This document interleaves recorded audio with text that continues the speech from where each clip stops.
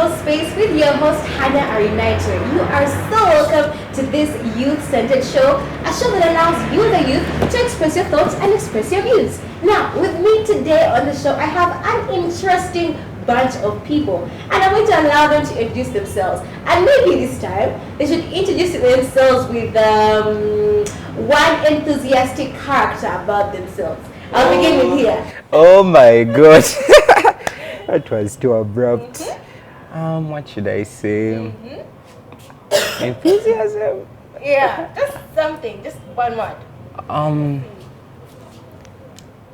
Loving. Oh, yes, wow. Loving. Yes. You have to talk. Yes. And your name? My name is Joel Sakwa. Thank you for having me here. Oh, Yes. hi. My name is Monica Achayo, proactive. Proactive. Okay. I am Patricia Achano Kiria, a child of the Lord. Amen. And Hallelujah. I think I'll also begin with mine. My name is Hannah Arinitwe Happy. Oh my god. Today's topic is one that is ringing a lot of bells around us, and something that we as young people are not very conversant with: social responsibility. Now, first of all, it's a very big word. Yeah. It is hard to understand, right? But we're going to be breaking down for you today. And maybe I'll start with Joel. Joel, what do you understand by social responsibility? I think right from the very onset of our education, we were told of rights and duties. So they will tell us that children's right, a right to play, a right to do this, a right to do this. But remember, at the back of every right that you have is a responsibility that comes with it, which I call a duty. So each and every citizen has a duty to the state, and by the state we may not necessarily mean the government, we mean like Society? the people, society as a whole. Yeah, So right. the duties that you have to execute, that you have to discharge with regards to the general public is what we call social responsibility. All right, interesting POV. Monica, what do you explain as social responsibility? What do you understand by social responsibility? Social responsibility. I feel like just building on from what Sakwa has said, social responsibility is literally that thing that is expected of you by virtue of the fact that you are part of that society and you intend to keep living in that society, right? It's a big word, but it goes down to the nitty-gritties of small things like how do you treat the environment around you, how do you treat the people around you, if you see something wrong, what's up, if there is a pothole in your area, are you tweeting about it, or you're bringing people together to see how do we make the Very route true. to our home beautiful. Those are social responsibilities. Wow. But yeah, basically that's what comes to my mind when you talk about that.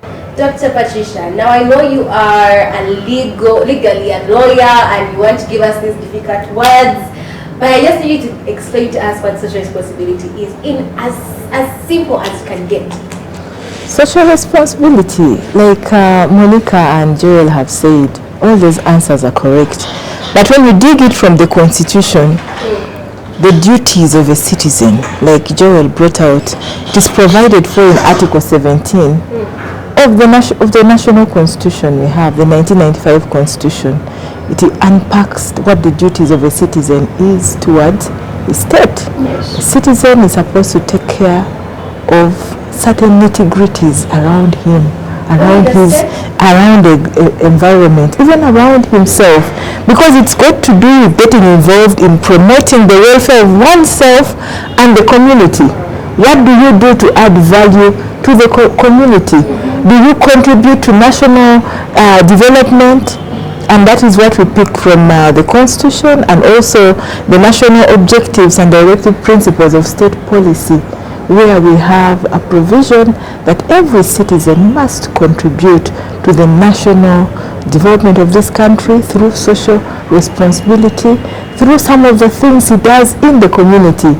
And that calls for responsibility on part of the young people and part of the adults and all the citizens. Everybody must contribute something towards social responsibility. Okay, Yes. so I think let's go into the how. How can a young person play their duty to their state, to the people around them, Because now I'm also wondering, some of these things I felt were only for the duties of the members of parliament, the leaders, our parents, not me, a young person. I'm just 18. What can I do at my age? Monica, what can I do at my age? Wow, okay, this is an amazing thing. You see, I want us to look at the country in a context of a family setting, right? Yeah. Because in a family stroke country now, we have responsibilities that are given to everyone, right? And there are things that you can do in your capacity, and you are expected to do them in that particular capacity. For instance, if you are 12, you do dishes, you do all those things, right? No one is supposed to tell you to do dishes, because that is part of your role. You're supposed to, it is you being a part of the home, right? Because growing up, there is this thing of, man, if you didn't put in any input, you don't have a right to eat, right? Because there are certain things that you are supposed to be doing. Now, put it in the country context.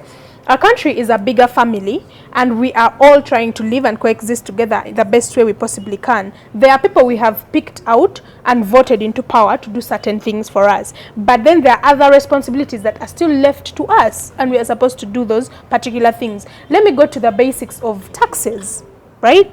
There is no government official who is supposed to pay your taxes or file for your returns or anything like that. It is you as an individual. You know you're supposed to contribute to the country in a particular way.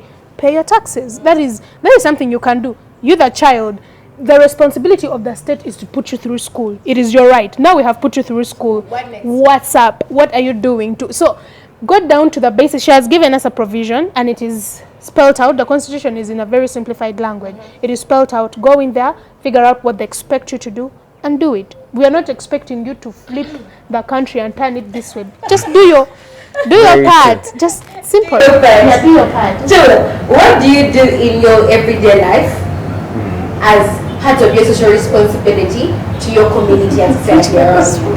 Everyday life. You wake up in the morning, you take your breakfast. Just give us a run through of your day. Man of God. Simply, on a normal day, I normally wake up at 5. Okay. AM. 5 a.m. Yeah, 5 a.m. So I do like my prayers, like the preparation for the day, reading, because law school, oh my God, the moment you enter a class with nothing in the head, you may not You've been at Titanic. Yeah. And so people normally say that law students act as if the rest of us are not students. that can be partially true. So I normally have like 1 hour or 45 minutes of reading. If that day we have maybe land law, negligence, I do some reading. Then I go to class. Our lectures end normally on a normal day at 11:30. So after that we return, then library, other things, church, and but on your question, like what do you do every day, every single day to see that you contribute? Number one, I'm here. Yes, this is my space, and I'm making sure that I get the message out there to these people. Then there is something that is really important when it comes to the environment. Like every place where you go, like as long as you're in this country, you're responsible to see that you're in a clean, healthy environment. Yes, we say that, okay, KCCA should come and take our rubbish. What about that rubbish that is right in your compound? In your compound, like I've entered rooms, I'm sorry to say, at campus, and you just find things littered everywhere. We are sorry to say. We are not here to collaborate, but you know yourself. Yeah. So you're going to say that these people are not cleaning our house, they're not taking their work serious, or they are not taking care of us. But your responsibility in the first place is to make sure that your place is clean, and then you can clean other places. Okay. And then finally, I can talk about creating a good environment for other people. You create a good environment for other people? Yeah, there are people that are really inconveniencing to stay around. Wow. Make it very difficult. Yes, and can you break it down so I know I'm not among those people? What do you mean by inconvenient? Yeah, so we have a responsibility to make sure that the environment is peaceful. So if you become the person that is taking other people's property, honestly, now you're becoming the inconvenience. Because as citizens, what you want for yourself, make sure you wish it for somebody else. Make sure that Don't somebody. shop what people have shopped. Yes, that's don't do what? true. Don't shop what others have shopped. He has shopped, he has put it in his room. You're going to shop from his room to take it to your place. Oh my god, Like- that's it. I know people that play extremely loud music. Yeah. Loudest music at 100%. Hostels. In hostels, We won't halls. mention you, but we know you. Okay, so Yes, I think maybe not to say so much. I leave the rest to her. I love that. Dr. Patricia, what are some of the things that we as young people are socially responsible for? And maybe something that we have not been active about. Because I know there are those things that we have not really focused on. Now, for example, our environment, fine, I can pick up the rubbish, but there is that one social responsibility that I have that I've not really looked at as a young person. What could that be? Social responsibility from that perspective, Anna, would entail willingness of this young person to take on responsibilities for the common good of the community. There are some young people who do not even know who their neighbors is in a community. They don't know what their neighbors look like. They don't know. They are basically cocooned in their homes. But do you get out of yourself and take on responsibility for the common good of the community? Do you go and speak to them and inspire them? Like my friends at law school, do you tell them about those laws on inheritance? Do you educate them? Personally, I belong to a community group called Muno Mukari in Kande Kande. We put money together to help people when they are in trouble. We even have our circle now in the community. Once in a while they call me to speak to them. Yes, that is how we can contribute to social responsibility in the community. Then in terms of managing the environment, I know we talked about environment, but in respect to social responsibility, the young people can mobilize themselves to participate in cleaning the environment, because that is for the common good of the community. Bulungi one see. We don't sit back and lament and say this has gone wrong. If the place is getting bushy, pick up slashers and take on the responsibility and slash. The young people today sit back and wait to be told what to do, and yet they can have tremendous impact out there when they get out of their way and make themselves useful by taking on those responsibilities. The community, there are people who don't know English. They don't know what is a will, a chiramo. Now for my law students, I know you can do a lot out there by helping the people, the ordinary person, to know how to prepare a will, by helping the ordinary person about the tenets, some basics about the law. Then the other responsibilities like paying taxes. There are people who dodge taxes, who do not want to pay. I know graduated tax was taken away, but there's local service tax and other taxes which we can contribute towards the good of our community. So it's about being mindful about what the community would benefit from, the knowledge you have, from you as an individual. Yes. And then I know we're always saying the word government to young. Very true. And that in a way cripples us from actually doing what we're supposed to do. Let's take a break. We'll be back to find out if this is actually important to us or not.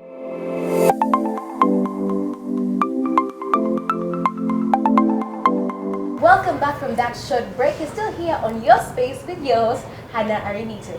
Now we're here to talk about government to Yami. And I want us to do a very simple game, to understand how many of us on this team actually support the government to Yambe notion. If you support, you say yay. If you don't, you say nay. Okay. You've gotten it, Monica? Yeah. You've gotten it? Government to Yambe? Nay. This was a very coffee. Government to Yambe? Nay. This panel has an issue. Wait, This panel has an the issue. consensus is why? Consensus, we in sync. One of the reasons why I think that a number of us young people don't actually go ahead to do our social responsibility is because we feel pressed by some of the people in leadership roles that are not doing their job. And now you feel like if they are not doing it, why should I? True. Monica, why should I? Why should I do it if Wow. others are not doing it? You see, the thing that came to my mind when you said that is the same, it's a statement. The same energy that you will need to fight that person who is not doing what you think they should be doing is the same energy you need to actually go out there and fix do it. it, right. So how are you going to use it? Yes, because all right, fine. There are challenges that have already happened and there are people who are not maybe doing what they should be doing. But for how long are you going to stand at that? What change can you impact by shouting at the roadside? What change can you impact? Like how much change do you want to see and how best can you impact on it? You get? So we have people who are, and with all due respect, really, we have, let me put it in a family setting so that it's not very offensive, right? We have people in homes and then child A has not washed plates, right? Are you going to shout about how child A has not washed plates? Instead of washing plates, knowing that supper time is approaching very fast, and either way you will reach a point and you will need to eat. But the plates are not dirty because child A didn't do them. There is a game we used to play when we were young. Whoever gets hungry first Washes. Oh, wow. 11 a.m. no one has cooked. Last time supper. That is a terrible. What a terrible game. See, it's you postponing challenges. Fix it. Just fix it. And that goes deep down to being awakened to, of course, your social responsibility and also appreciating the kind of environment you want to live in. Yeah.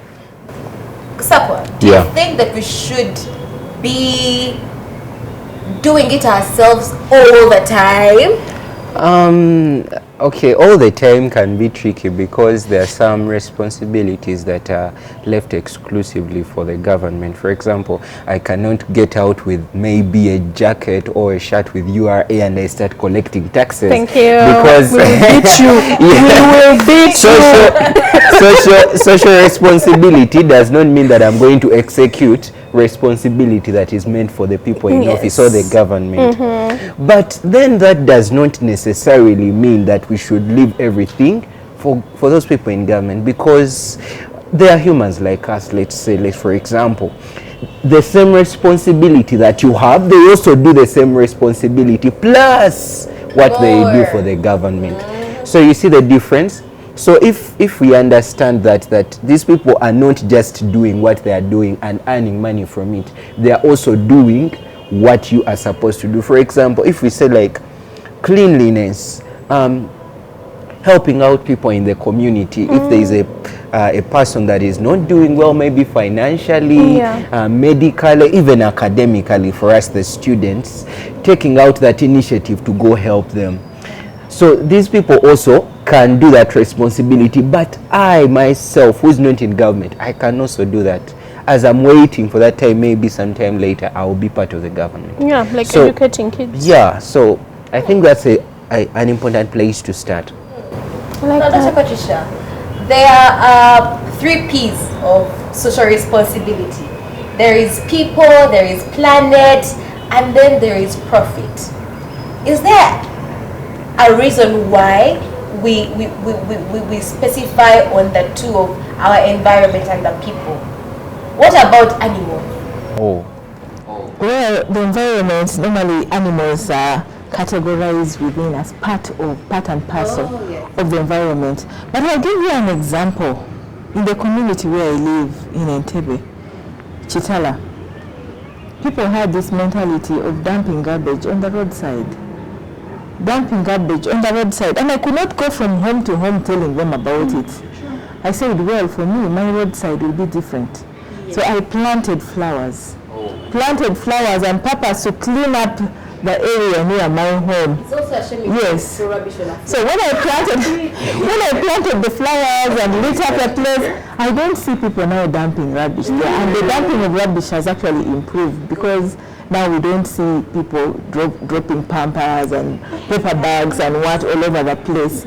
Because for us, we purpose to clean our area and leave it sparkling clean. So the other neighbors, I think, just saw and said, no, I think let's copy the example. So social responsibility starts with me. What is it that I am giving back to the community? Is it through the education we talked about earlier, through helping to guide people? Is it through the local village clubs where we're making a contribution and bringing people out and giving Must them I have money? ideas. Must I have money, Dr. Patricia? And then the right of the marginalized. You don't have to have money. It is just your contribution, the way you are. You can go and talk to the people about the rights, how they can be able to access, for instance, economic, social, and cultural welfare services. You know, programs have come like now the government programs, PDM.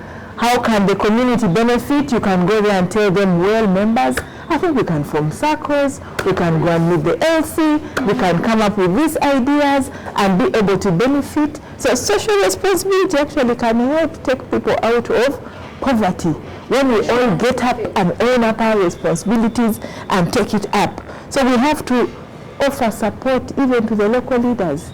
There are leaders out there who don't know what to do in order to serve the people better.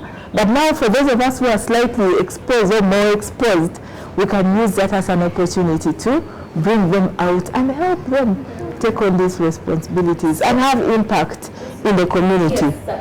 Yeah, maybe I just wanted to talk about the question that you had, that whether a person needs to have money. I mean, like, you don't really need to have the money to be an inspiration to people.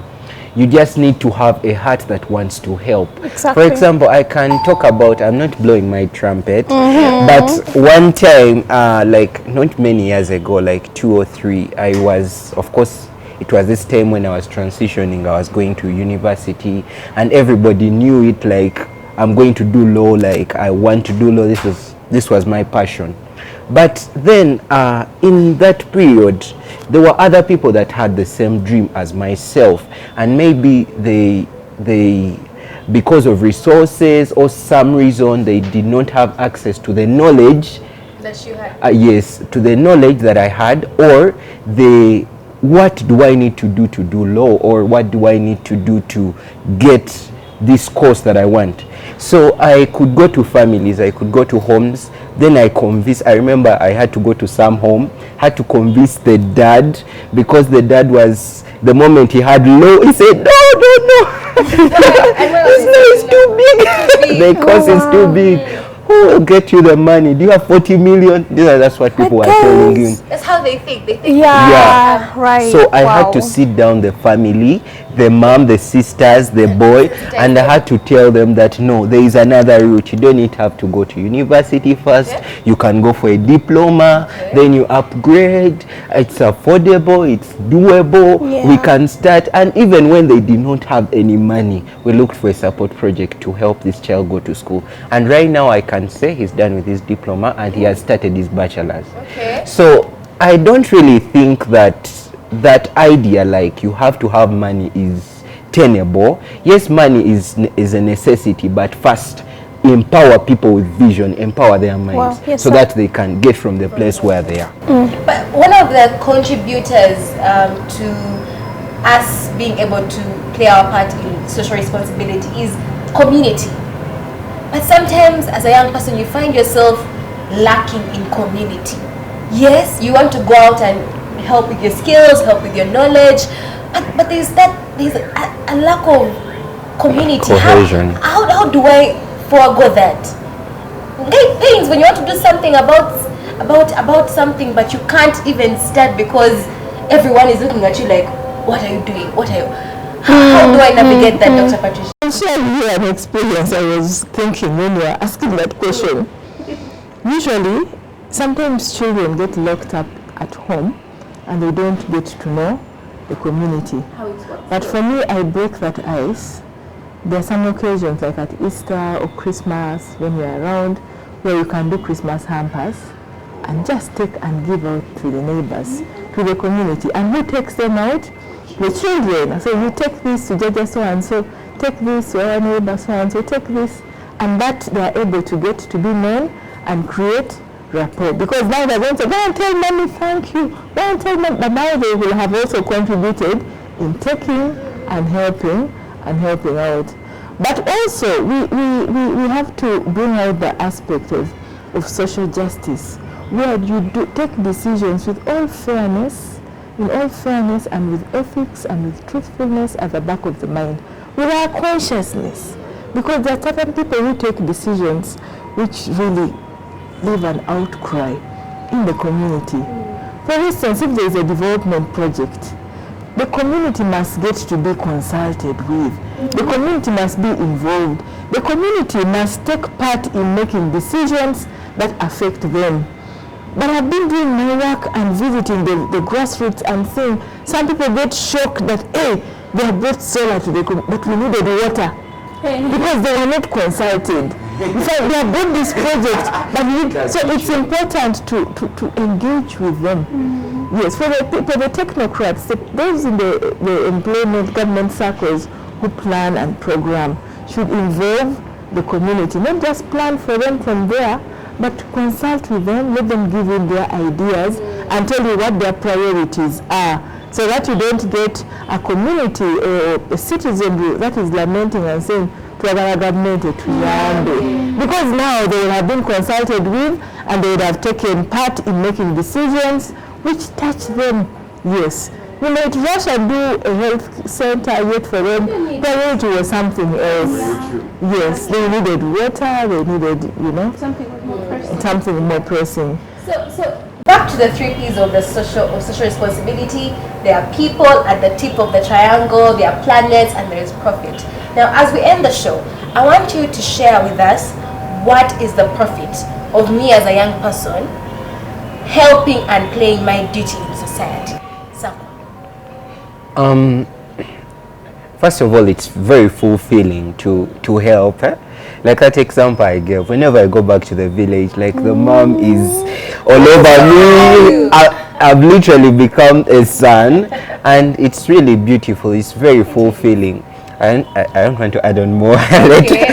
Monica, yeah, very fulfilling. Well, he gave same thing. It's fulfilling, and also it helps inspire another person to do better, and it gives you a platform from where to speak. Very true. Yeah, you have a moral right to say certain things and call certain people out, because they know when we go down to the nitty-gritties, Hannah is doing her part. Very exactly. Yes, Dr. Patricia. First of all, you earn respect, social capital, you build friends, it gives you exposure, and then when you get that exposure, it propels you to other places. You will have contributed to the common good of the people. Yes. It does actually, it does feel good to be part of someone's story, the nation, of being part of something bigger. Yeah, something bigger, your community, the people around you. So I hope that after this episode, you'll be able to play your role and to play your duty in society. This has been Your Space with your host, Hannah Renita. See you again next Sunday.